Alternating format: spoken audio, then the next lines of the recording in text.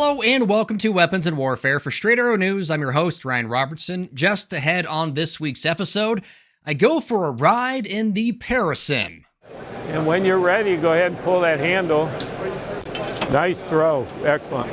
It's a setup that would elevate any man cave to legendary status. See how this VR parachute simulator is preparing special forces troops for stand-up jumps and emergency bailout/ejection training at a fraction of the cost in a completely safe environment.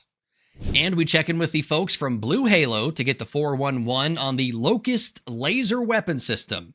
Built with reliability and lethality in mind, it can track, identify, and engage all sorts of targets using high-energy lasers.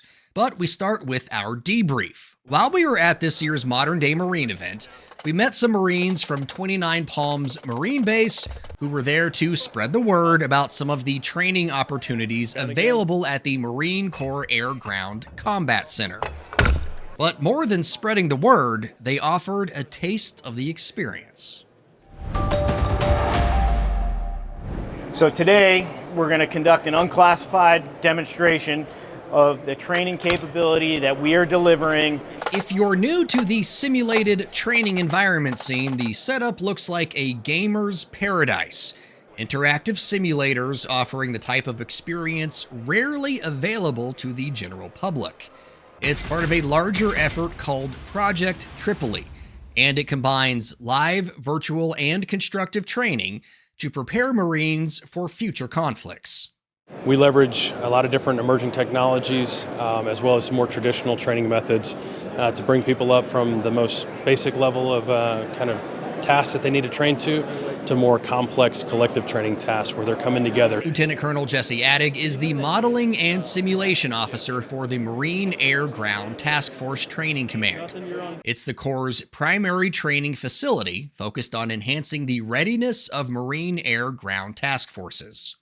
So we're preparing Marines in simulation before they go out and do it in the live environment so that we can optimize that time that we have in the live. We're not wasting gas and flight hours and bullets and all the different things that go into it so that we get the most out of that rep.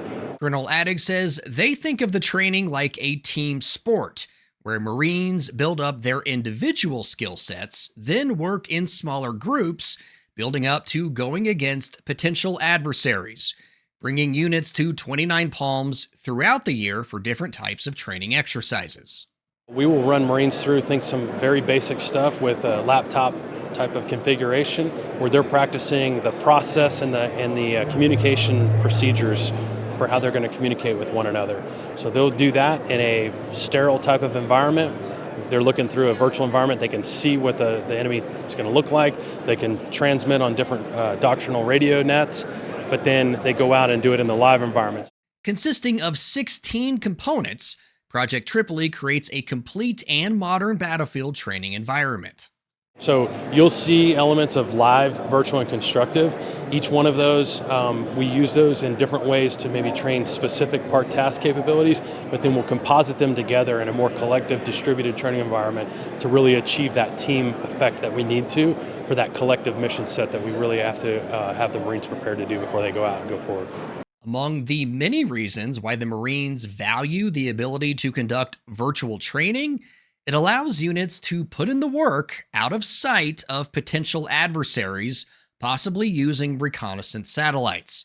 Like the US, it's no secret other governments are gathering intelligence and monitoring the activities of America's national defense. Every time we train out in a live environment, while it may be a higher fidelity type of training that we get, there's an aspect of it, though, that we're showing the rest of the world what we're doing.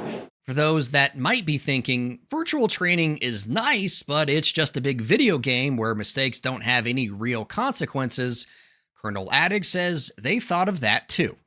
We do penalize appropriately to help drive the point home. So, for an individual Marine, if they get killed, it's not that we just resurrect them right back to life and they're back in the fight. We actually have an entire process of how they have to go through a series of different kinds of regeneration. We make the staff deal with the process of how they would deal with the casualty collection and the processing of all of that. So it adds a little bit more of a realism to it. It's not just okay, hey, hit reset, we do this again. While the roadshow was no doubt of interest to the modern-day Marine attendees, Attic says the long-term goal for Project Tripoli is to improve Marines' warfighting skills by emphasizing realistic scenarios, using advanced tactics with the use of technology, ultimately preparing the next generation of Marines for whatever combat environments they might face.